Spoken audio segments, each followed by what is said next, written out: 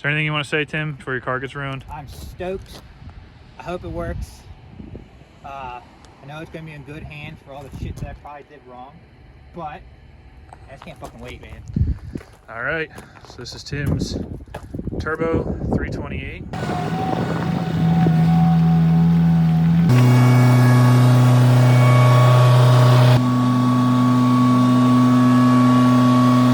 What's up, guys? Barry here from Spank Ranch Garage. This weekend I'm going to be tuning my friend Tim's Turbo e36. It's a drift car. He beats the crap out of it, so everything's got to be done right. So before this thing sees the dyno, there's quite a bit of work to do to look over it to make sure everything's solid. I'll walk you through what I do before I tune a car, and we'll see what we find. Look at this nifty hood latch. Oh, it's a M52 B28. It's got an RSI manifold on it with I think it's a Chinese 3076R, something like that. Motor stock with ARP head studs and an M50 valve cover, M50 intake, yada, yada, yada. We'll be running a Nissan MAF in this with Siemens 60-pound injectors and factory MS41 tuning. First thing I notice here is there's an adapter for the Nissan slot MAF welded into the pipe. Unfortunately, the adapter is welded in backwards, meaning it would only fit this way. This is not the direction of flow. So I have to fix this before we can wire up the MAF. My first thought was to flip the orientation of the pipe, try to make it work that way, but it's just not gonna happen. So I have to modify the flange. Another thing to mention, Tim made some pliers for making these beads on here, and it turned out really good. That'll certainly help with the boost couplers blowing off. All right, so the goal here is to grind off the existing bosses, mark them, drill and tap new holes with the MAF sensor flipped, and we'll be back on the road again.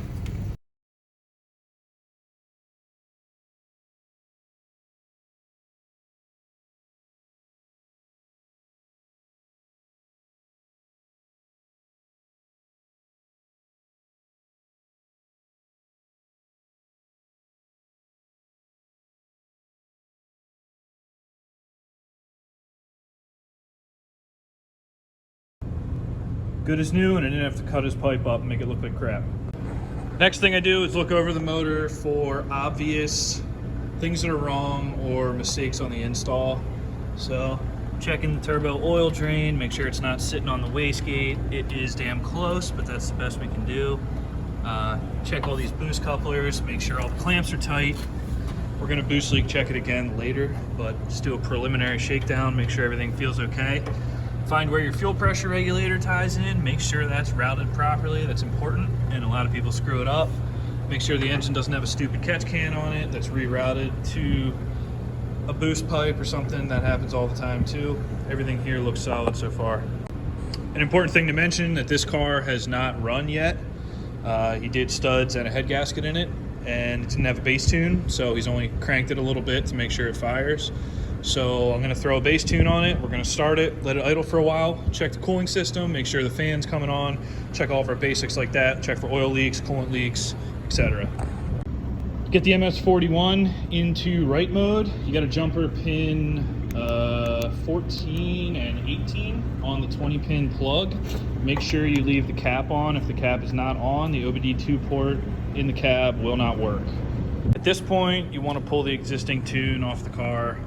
I already tuned this car a couple times, so I know what firmware is on it. You want to open up pretty much any time-based fuel table and scale it by your new injector size. So in this case, I went from a 21 pound to a 61 pound. It's about a ratio of 1 to 3. And then you want to set your fuel injector dead time to match the injector specifications. All right, so it fired right up on the bass tune. It's running in open loop in alpha N. I don't have a MAF plugged in right now. We're just running it to get some heat in the motor, check for leaks, make sure everything's mechanically solid. Get the car started and running and start to look through all your inputs.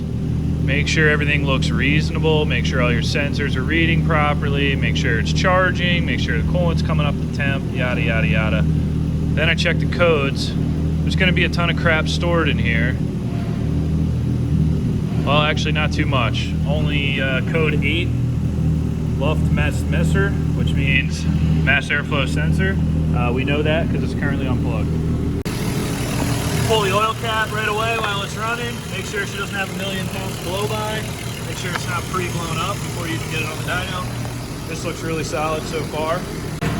Check your damn fuel pressure before you do anything. Make sure it responds properly.